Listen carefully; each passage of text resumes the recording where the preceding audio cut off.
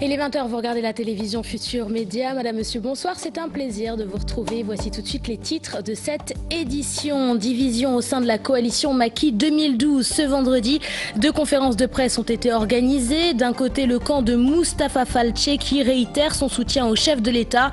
De l'autre, celui d'Abdoulaye Fall qui réclame le départ du coordonnateur et dénonce un malaise au sein de Macky 2012. Retour sur ces 2 conférences de presse, ce sera en début d'édition. À moins de 45 jours des élections législatives, des acteurs de la société civile ont organisé une simulation de vote pour alerter les autorités sur l'organisation du scrutin qui, selon eux, s'annonce difficile.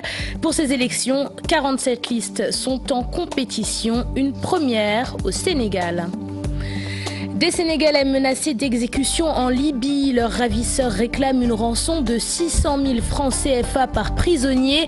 Horizon Sans Frontières lance un appel aux autorités et parle d'une affaire très sensible. Ce soir, le dossier de la rédaction s'intéresse à cette prise d'otages dans ce pays devenu un enfer pour de nombreux migrants. L'invité du 20h ce vendredi, la rédaction reçoit l'ancien ministre de la Culture en France, Audrey Azoulay. Aujourd'hui candidate pour la direction générale de l'UNESCO, elle accompagnait le ministre des Affaires étrangères français en déplacement au Sénégal. En fin d'édition, vous pourrez suivre son interview, ce sera avec Adi Atala. Voilà pour les titres de cette édition. Restez avec nous, le développement c'est dans une poignée de secondes.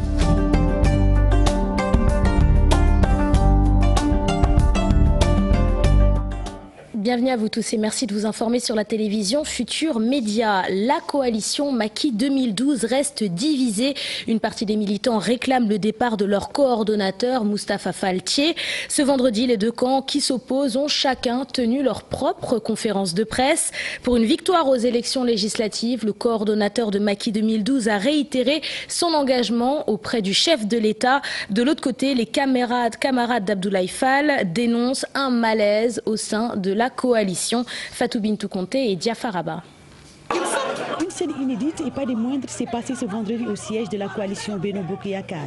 La coalition Macky 2012 s'est donné un spectacle et à la fin, 2 conférences de presse sont organisées. Fait que le coordonnateur Moustapha Faltié minimise. La scène qui s'est passée tout à l'heure, ça ne m'engage pas. Je ne l'ai pas commandité. Je ne l'aime pas, je ne le veux pas. Je le condamne. Je ne peux pas en dire plus. Pour le camp d'Abdoulaye Faye, la coalition souffre d'un problème de coordonnateur. Il urge de réunir la vraie famille de la coalition Macky 2012 pour gagner les élections législatives. Ce qui se passe à Macky 2012, c'est un problème de fonctionnement. Qu'est-ce qu'il y a à Macky 2012? On a élu un coordonnateur et depuis lors, on a constaté qu'il y a un malaise dans Macky 2012, dans son management. Les leaders ne viennent plus en réunion.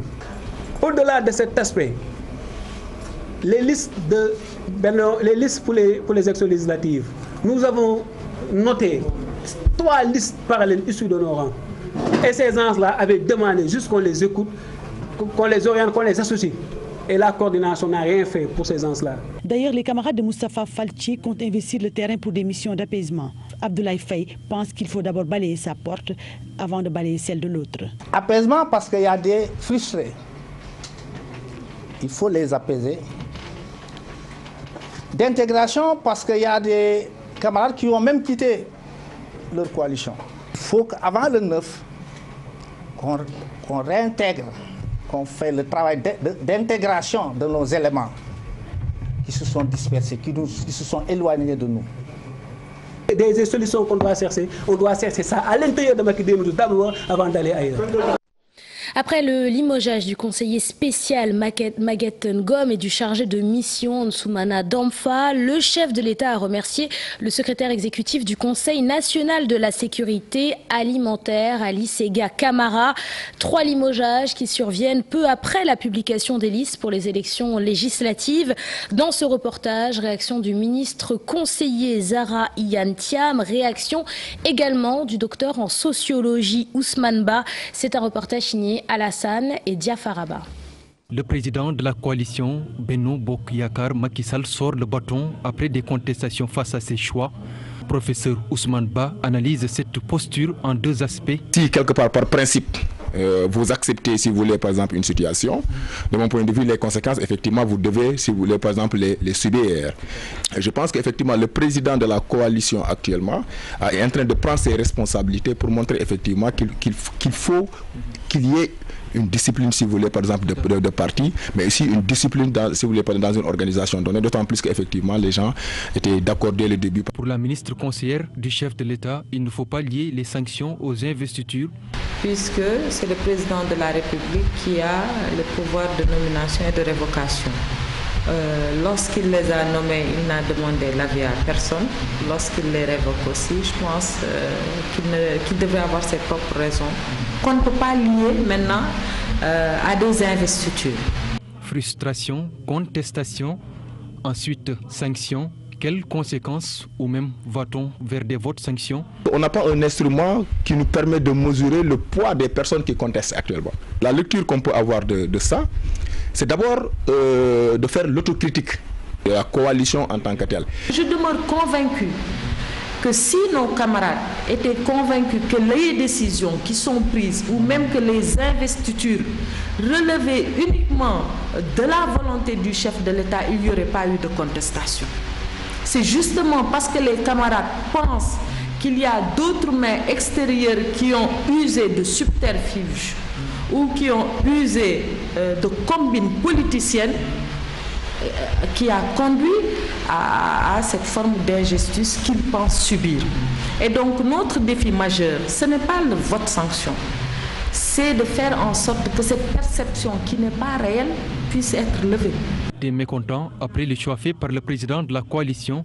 Quelle nouvelle configuration pour Benno Bokk Yakaar après ces élections législatives? Et c'est là où, quelque part, je pense que ce serait très intéressant, parce que le président actuellement de l'APR, dans son parti, peut-être il peut gérer, mais il serait très difficile de gérer les contestations et les frustrations qui sont issues, n'est-ce pas, des partis alliés. Moi, je pense qu'il y a un débat de fond qu'il nous faudra affronter après les élections législatives.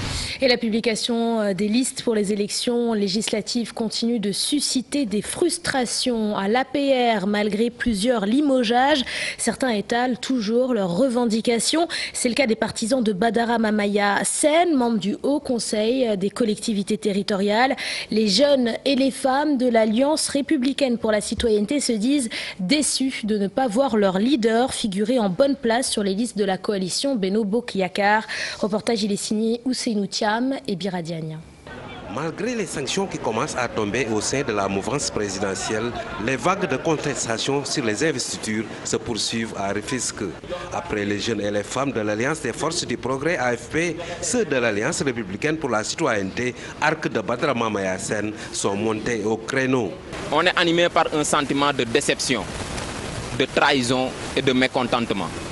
Parce qu'après un large consensus fait sur les personnes qui devraient être sur les listes, on a constaté après la publication de ces listes une manque de respect et de considération.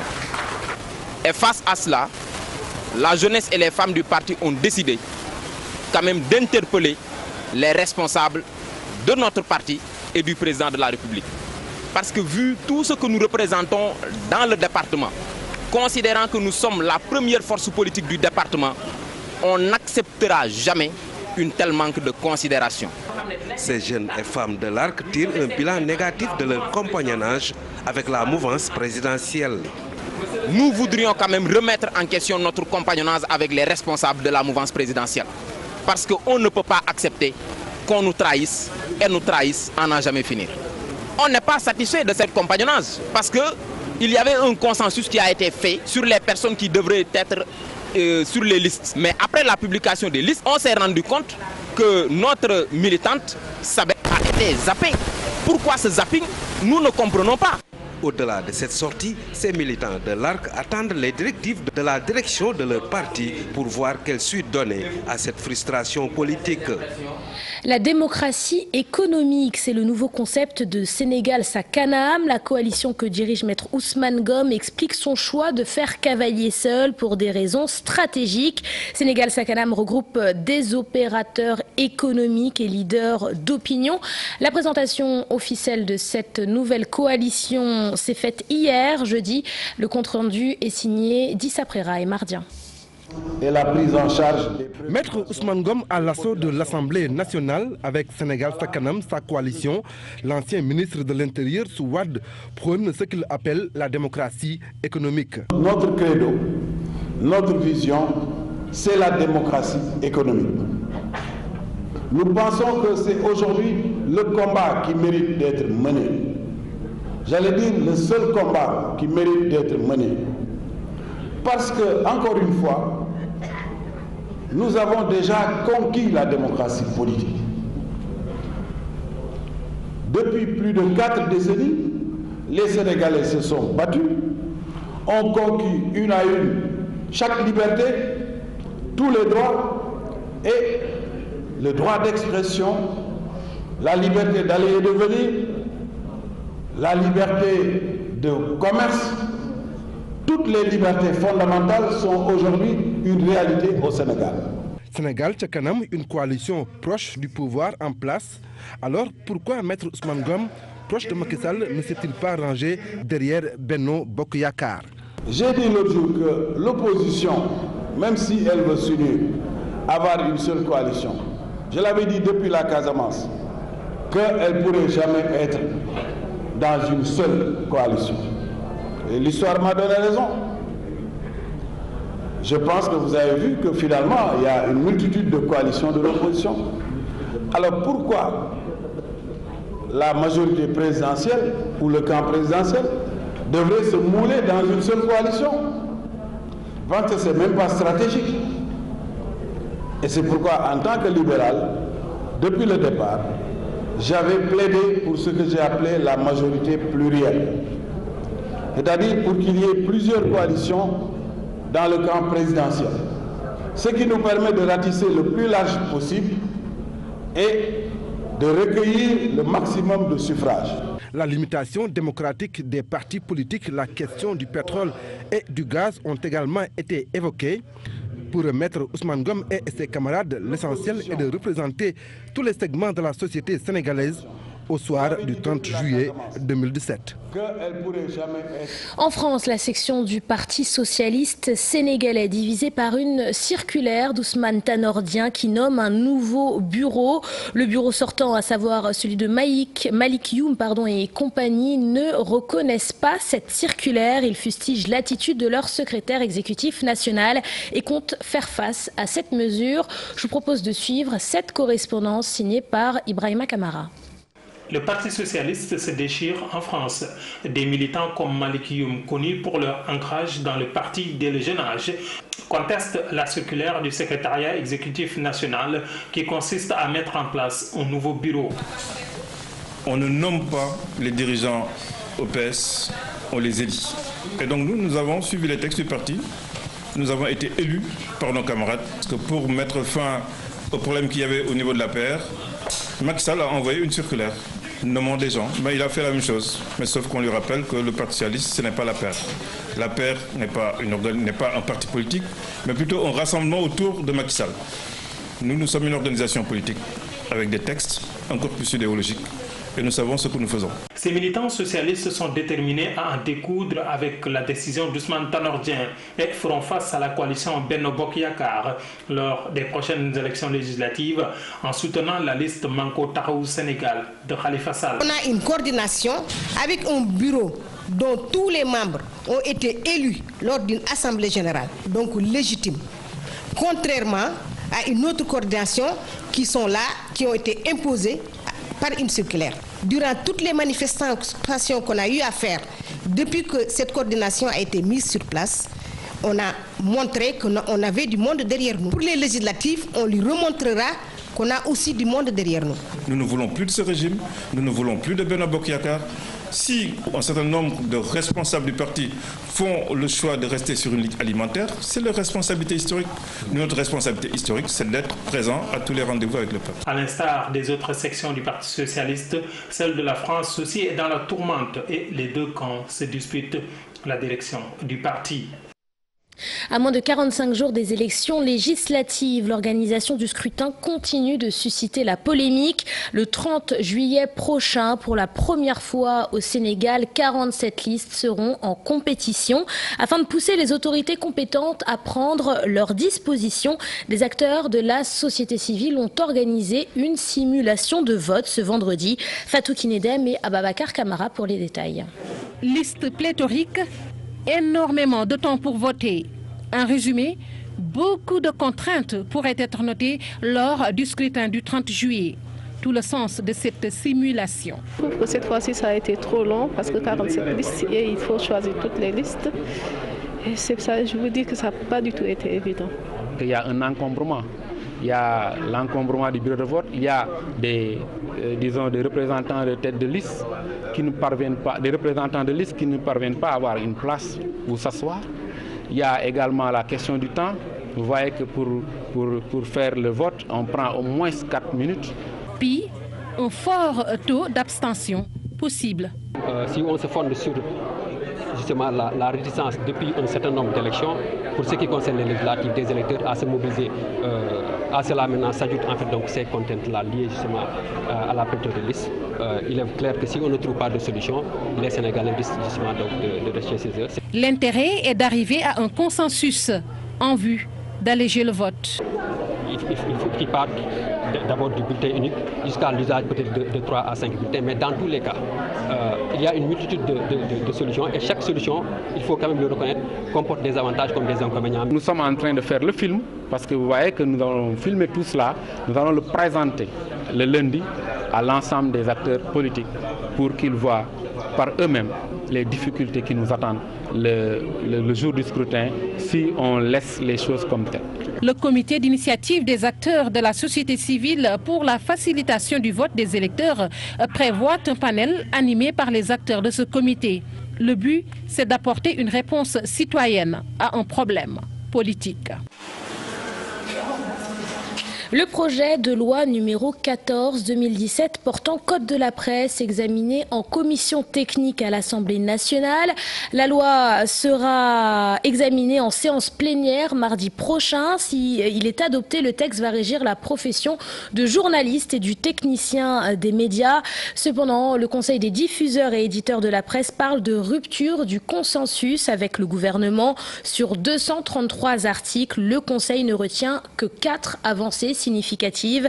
Maïmouna Ndiaye s'est entretenue avec son président Mamadou Ibra Kane. Sa réaction dans ce reportage. 9 années de négociations, toilettage sur toilettage, le projet de loi portant code de la presse atterrit à la commission des lois de l'Assemblée nationale. Mais jusqu'ici, consensus n'est pas encore trouvé. Le gouvernement a eu une démarche un peu maladroite. Parce que le ministre de la Communication et le secrétaire d'État à la Communication nous avaient promis, nous acteurs des médias, qu'ils allaient nous soumettre le projet de code avant qu'il ne soit présenté en Conseil des ministres. Et cela n'a pas été le cas. Mamadou Ibra Kane note par ailleurs d'autres insuffisances. Il fallait financer la RTS sur fonds publics, sur le budget de l'État, ce qui fait que la RTS va libérer les ressources financières pour l'audiovisuel privé. Et malheureusement, cela ne s'est pas reflété aujourd'hui au niveau du projet de code de la presse. Il y a également dans le projet de code de la presse la rémunération, l'absence de rémunération de la mission de service public. C'est important pour les médias privés. Concernant l'adoption des textes en commission d'urgence, là, l'État a tenu promesse. La première avancée qui est très significative, c'est qu'il y a désormais une barrière d'entrée dans la profession de journaliste et de technicien. Grâce à ce projet de code de la presse-là, il y aura un environnement juridique, un environnement économique, un environnement fiscal qui est créé pour l'entreprise de presse. Le projet de loi portant code de la presse sera soumis le 20 juin prochain en commission technique de l'Assemblée nationale. Mais d'ici là, diffuseurs et éditeurs de la presse restent toujours préoccupés. Nous restons avec l'examen du code de la presse passé en commission à l'Assemblée nationale. La coordination des associations de presse se réjouit de certaines avancées. Cependant, il reste quelques bémols, entre autres le statut du journaliste et l'attribution des fréquences. La coordination des associations de la presse a tenu une conférence ce vendredi. Écoutons son coordonnateur au micro de Dissa Prera. En parcourant le texte, nous nous sommes rendus compte qu'il y a un certain nombre de points sur lesquels on aimerait que le gouvernement revienne. Voilà. D'abord, si on prend l'article 4 qui constitue, si vous voulez, le statut du journaliste, dans l'alinéa 2, il est dit que tout titulaire de la licence doit passer 4 ans dans une rédaction avant de faire face à une commission. Nous pensons que 4 ans c'est trop. Nous, on avait proposé 2 ans et on insiste pour que les gens maintiennent ces 2 ans-là parce qu'il n'est pas normal qu'un licencié, quelqu'un qui est titulaire d'une licence puisse perdre autant de temps à apprendre le métier de collecte et de traitement d'informations. Nous avons aussi l'autre point qui nous tient à cœur, l'article 144. Voilà, ça concerne l'attribution des fréquences. Il est dit qu'un homme politique n'a pas droit, un groupe politique, n'est-ce pas, n'a pas droit, une ethnie n'a pas droit, un groupe ethnique n'a pas droit. Mais ils ont oublié une chose, les groupements religieux ne doivent pas avoir droit, surtout avec le périple, n'est-ce pas, de la menace terroriste. Je pense que c'est une disposition qu'ils doivent introduire carrément dans l'article 144. Donc ça aussi, nous avons considéré que vraiment nous avons vu que ce sont des restrictions. La deuxième chose maintenant, c'est au niveau des sanctions pénales. Voilà, donc nous avons remarqué que les sanctions pécuniaires, c'est-à-dire que les amendes qu'on demande aux organes de presse en cas d'infraction de payer, ces amendes-là sont intenables. Surtout vu la situation des entreprises de presse qui ne parviennent même pas à assurer les salaires. Comment veux-tu demander une astreinte à un organe qui n'a pas encore payé? Tu lui dis, tu vas payer une astreinte tous les jours de 300 000 francs. Si tu ne payes pas, n'est-ce pas, l'amende, c'est intenable. Il y a même des sanctions pénales qui vont jusqu'à 100 millions. On parle de toute autre chose. À présent, colère de la communauté layène à Cambérène. Les fidèles dénoncent l'empiètement du prolongement de la VDN sur la place Diamalaï. L'entreprise en charge des travaux est pointée du doigt. Pour les conservateurs du mausolée Seydina Issa Laye, la situation est inacceptable. Écoutons le coordonnateur du projet de réhabilitation du mausolée, Malik Diop, qui est au micro de Salif Sow. Après l'intervention du coordonnateur Malik Diop et de Chérif Bachir Laye, Chérif Abdoulaye, il convient en fait de faire un rappel de la raison pour laquelle le mouvement s'est positionné en bouclier pour défendre l'espace.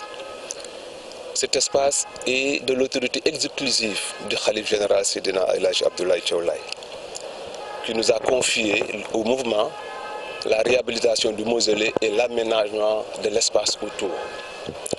Donc c'est la raison pour laquelle nous avons une responsabilité de veiller à ce que tout ce qui agresse, d'où qu'ils viennent, de dénoncer et de prendre nos positions. Par rapport à l'Agiroute, nous avons été très surpris ce matin en constatant les travaux depuis le début de la semaine qui ont dépassé les limites auxquelles on s'était fixé. Malgré notre réticence, nous avions accepté au départ avec une limite qu'on s'était donnée pour les travaux de la VDN. Mais on a été surpris de constater que même le mur de limitation a été dépassé. Ils ont démoli ce mur, ils ont agressé l'espace et ils n'ont parlé avec personne. Donc là également, c'est une situation que nous dénonçons et que nous appelons à tous les Layènes de se mettre en position pour combattre ce fait. Parce que le mausolée de Seydina Issa Laye, c'est l'espace que nous utilisons pour nos cérémonies religieuses. Nous avons tout fait pour l'aménager avec les moyens de la communauté et de quelques partenaires, sans l'intervention de l'État. Donc dans ce cas, avec un projet de cette nature qui vient encore agresser l'espace, là c'est trop. Nous avons pensé quand même que c'est normal d'attirer l'attention. Parce que notre responsabilité est grande de ça, parce que devant toute la communauté, le Khalif nous avait convié au travail et l'aménagement de l'espace. Maintenant, si on laisse faire, nous aurons failli à notre mission et nous ne comptons pas le faire. Nous dénonçons ça avec la dernière énergie pour attirer l'attention de l'État et des autorités qu'ils ont fait de trop encore dans la communauté de l'AN de Cambérène. Comment comptez-vous? Non, c'est un début, c'est une action au début. On s'organise, on a alerté les autorités, la communauté sera alertée et on prendra les dispositions qu'il faut pour défendre l'espace qui appartient à la communauté laïque. Coupure d'eau récurrente dans les quartiers de Niaritali et de Grand Dakar. Depuis plus de 2 semaines, des problèmes sont notés dans l'approvisionnement en eau. Une situation qui, d'après les populations, n'aurait aucun impact sur le prix des factures jugées trop élevées. En ce mois de Ramadan et de forte chaleur, les habitants de ces quartiers n'ont pas d'autre choix que d'utiliser des fontaines à eau. Je vous propose de suivre ce reportage. Il est signé Pape Faraning et Younous Diatta. Des bassines et des bidons remplis d'eau pour atténuer leur souffrance. Les habitants du quartier de Niaritali et Grand Dakar vivent le calvaire. Il faut attendre des heures tardives pour voir couler des liquides précieux. 3 heures du matin.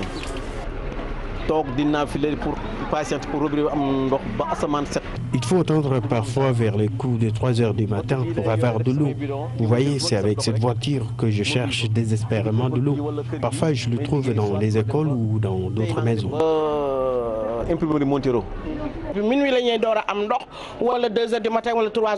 Désormais, il faut attendre 2 heures, parfois 3 heures du matin pour avoir du liquide précieux. La situation est très difficile. Nous sommes désemparés et nous avons même peur pour notre santé. Ici, la borne fontaine du quartier est la seule alternative. Un casse-tête pour ses habitants en ce mois du Ramadan. Difficile d'allier le Ramadan et ce manque d'eau. Vraiment, nous vivons un calvaire. Même étant malade, nous sommes obligés d'aller chercher de l'eau et la bassine se vend à 50 francs CFA. Ici à Grand Dakar, il nous arrive d'attendre vers 4 heures du matin pour avoir de l'eau. Et c'est encore pire avec le Ramadan. Les clients viennent de plus en plus, surtout dans les zones où les coupures d'eau sont très récurrentes. Malgré la rareté de l'eau, les factures sont très salées, déplorent ces dames. Ce qui est bizarre, les factures sont toujours salées et la pression des robinets est faible. Avec une forte demande en cette période de chaleur, les habitants de Niaritali et Grand Dakar ont toutes les peines du monde pour trouver de l'eau. À Médina Gounass, réalisation d'un forage par la SDE. Hier, jeudi, le ministre de l'Hydraulique a procédé à la pose de la première pierre. Un ouvrage de 200 millions de francs CFA. Le Khalif Tierno Amadou Tidianba salue l'initiative dans une localité frappée par un violent incendie lors du dernier Dakar de Médina Gounass. Je vous propose d'écouter le ministre de l'Hydraulique. Ses propos sont recueillis par Moussa Oumargueil. Le forage produire un volume additionnel. Qui dit volume additionnel dit être dans une dynamique de faire en sorte que l'eau potable soit disponible pour l'ensemble des populations qui se trouvent dans la zone, dans cette localité. Et c'est l'occasion pour nous en tout cas de remercier la SDE qui a mis à la disposition des populations de Médina Gounass d'une manière générale cet important ouvrage constitué d'un forage et aussi d'un système de bouche d'incendie. D'une valeur à peu près de 200 millions de francs CFA. Comme vous le savez, lors du dernier Dakar, il y avait un sinistre qui avait non seulement occasionné des victimes, mais aussi endommagé un petit peu les ouvrages qui étaient en cours de réalisation, notamment un forage. Aujourd'hui, ce forage est substitué par celui fourni par la SDE. Et ce forage va venir en appoint effectivement avec d'autres ouvrages qui sont présents, un forage existant, et un troisième forage que nous allons réaliser. Et les 3 forages combinés, effectivement, vont nous permettre de régler les questions d'eau au niveau du Dakar. Si on glisse à peu près au niveau de la localité de Médina Gounass même, présentement, il y a un système d'adduction d'eau qui est terminé, constitué d'un forage et d'un château d'eau. Des enfants travailleurs récupérés et formés à construire leur propre projet de vie afin de préparer leur réinsertion sociale. C'est l'objet d'un atelier organisé à Ziguinchor. Il est destiné à une cinquantaine d'enfants issus des régions de Ziguinchor, de Kolda et de Tambacounda. Écoutons à ce propos Cathy Mané. Il s'agit de l'une des formatrices. Elle est au micro de notre correspondant à Ziguinchor, Boubacar Diassi. Nous avons la catégorie enfants jeunes travailleurs. C'est des enfants qui sont confrontés en tout cas à des travaux après l'école. Quand ils reviennent de l'école ou quand ils n'ont pas cours, ils sont dans la rue, dans la vente de produits maraîchers, dans la vente des fruits, à travers les rues de la ville. Il y a aussi les enfants qui, quand ils rentrent de l'école, ils sont dans les ateliers pour l'apprentissage. Mais aussi, il y a des enfants jeunes travailleurs qui sont typiquement dans les maisons, comme employés de maison. En termes de difficultés par rapport à ces enfants, leurs problèmes peuvent être d'ordre professionnel. Quand quelqu'un vient avec un cas, soit c'est un référencement qu'on fait. Si c'est des cas de grossesse précoce, des cas de viol, on met en rapport avec l'AMO qui traite. Pour cette année, on est à 3 cas de grossesse précoce. Quand ces enfants ont des difficultés, ils s'adressent à leur aîné de l'association qui remonte l'information. Si elle n'est pas traitée au niveau association, ils remontent l'information au niveau de l'équipe de la Jeunesse Action qui fait aussi ces démarches. Dans la région de Saint-Louis, dans la commune de Nit, les éleveurs ont bénéficié de 4000 hectares pour développer le secteur de l'élevage. Le maire de la commune a profité de l'occasion pour interpeller la société Sénuil Sénétanol. Elle aurait bénéficié de 20 000 hectares de la commune au détriment des populations. Pour le maire, la société peine à les exploiter et se doit de libérer la majeure partie de ces terres occupées. Adam Assar est le maire de la commune de Nit. Je vous propose de l'écouter. Il est au micro d'Ousseynou Diop.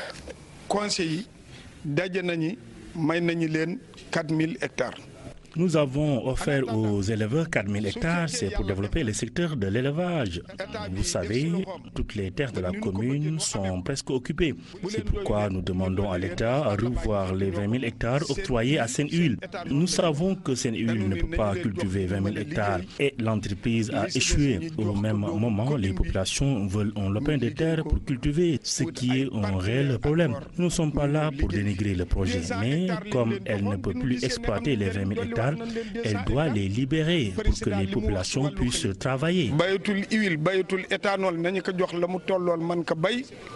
À présent, parlons tourisme avec la signature ce vendredi des premières conventions du crédit hôtelier et touristique. Pour cette première signature de convention, 16 bénéficiaires issus de 10 départements et régions du Sénégal pour un financement global de plus d'1 milliard de francs CFA.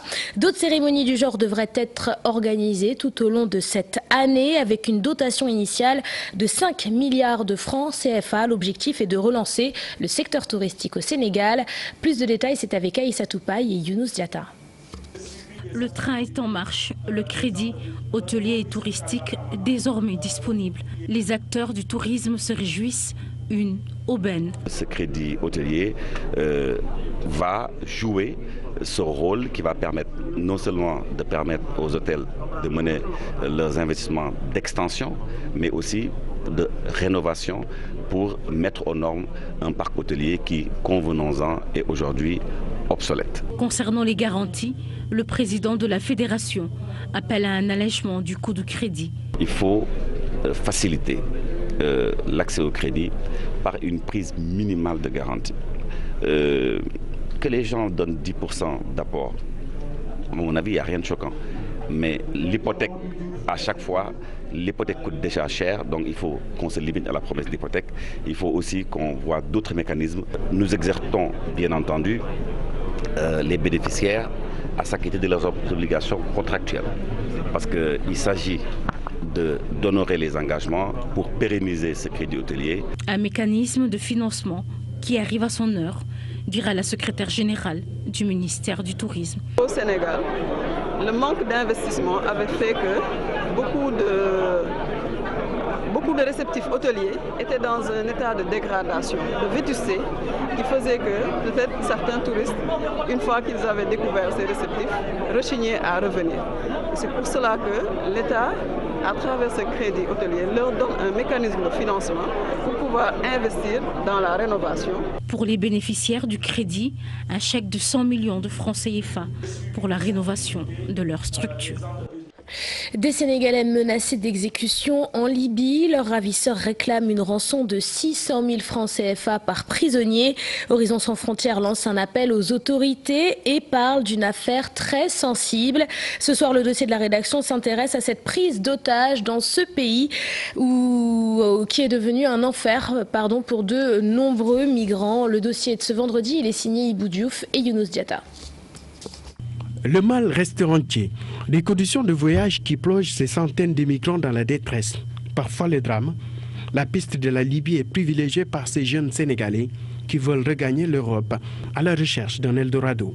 Sur les routes caouteuses, ils tombent parfois sur des ravisseurs. Quand ils arrivent en Libye, au regard du fait que la Libye n'est plus un État, il est carrément désamorcé.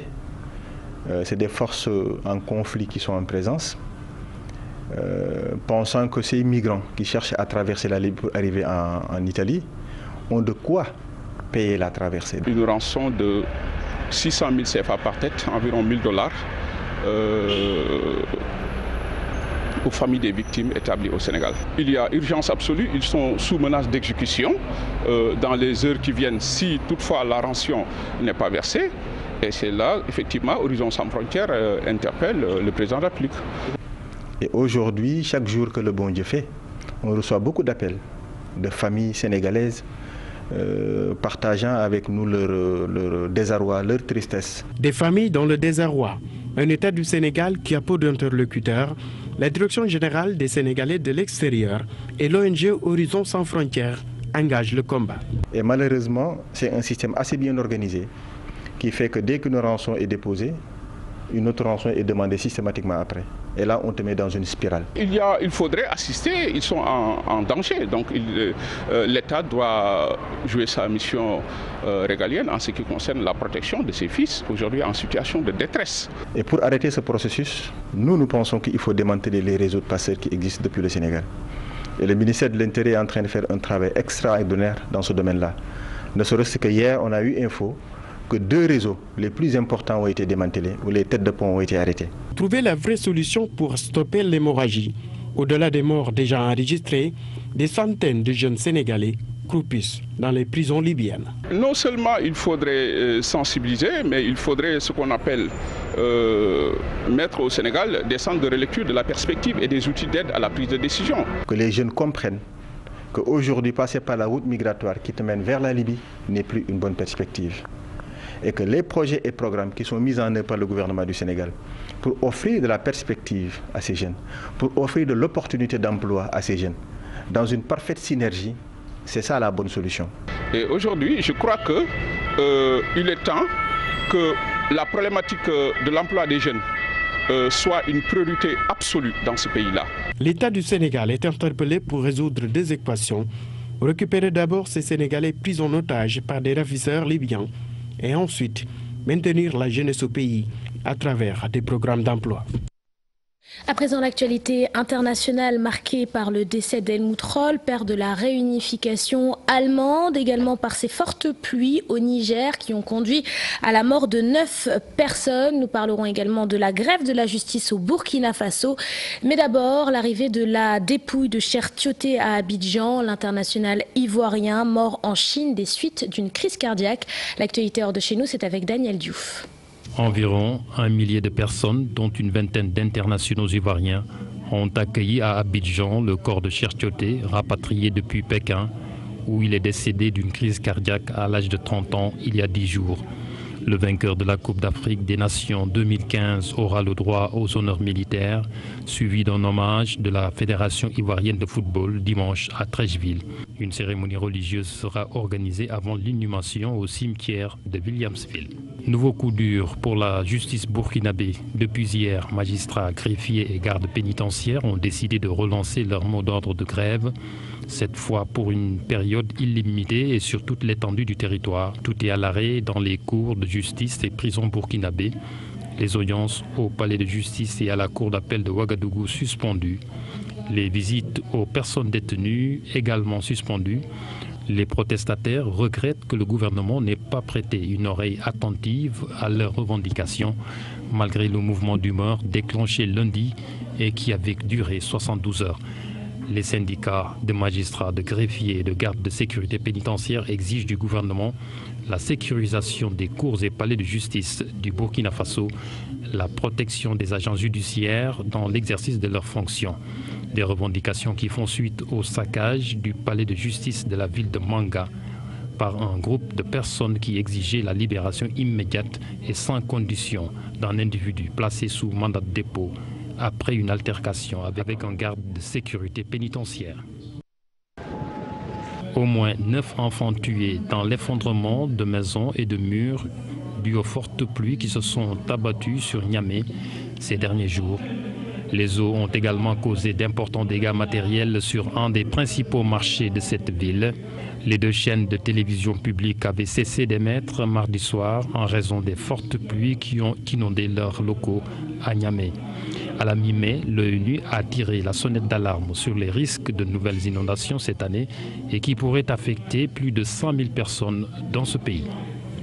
Né en 1930 dans... Enfin, l'Allemagne est en deuil. L'ancien chancelier Helmut Kohl est décédé ce vendredi à l'âge de 87 ans. Ce chrétien démocrate a amené son pays à la réunification en 1990. Ensemble avec le président français François Mitterrand, ils ont jeté les bases de l'euro et de l'Union européenne.